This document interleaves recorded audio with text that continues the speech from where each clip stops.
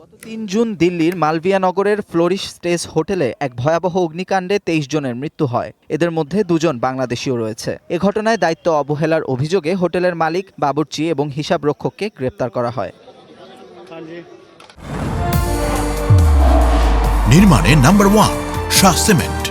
এই অগ্নিকাণ্ড থেকে বাংলাদেশি নাগরিক সামিয়া চৌধুরী বেঁচে ফিরলেও তার মামা মামি মারা যান। তাদের মরদেহ দেশে পাঠানো নিয়ে অভিযোগ করেন সামিয়া। তিনি জানান, সরকারিভাবে মরদেহ পরিবহনের সব খরচ বহনের আশ্বাস দেয়া হলেও শেষ পর্যন্ত তাদের কাছ থেকে ১,৮০,০০০ রুপি নেওয়া হয়েছে, যা বাংলাদেশি মুদ্রায় প্রায় ২,৩৩,০০০ টাকা। সরকার বিনামূল্যে মরদেহ বাংলাদেশে পাঠানোর প্রতিশ্রুতি দিয়েছিল, কিন্তু দূতাবাসে গেলে সেখানে তারা আমাদের কাছ থেকে ১,৮০,০০০ রুপি নেয়। তারা এটা কেন করলো, আমি সেই জবাব চাই। সামিয়া জানান, অগ্নিকাণ্ডের সময় তিনি হোটেলের ৩ তলার একটি কক্ষে আরও ৫ জনের সঙ্গে ছিলেন। দুর্ঘটনার পর পুলিশের সহায়তায় তিনি তার কিছু জিনিসপত্র ফিরে পেয়েছেন। বাকি জিনিসের হদিস পাননি বলে জানান তিনি।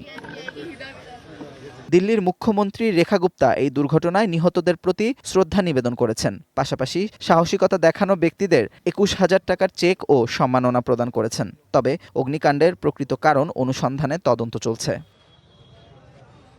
Amanur Rahman, one international desk.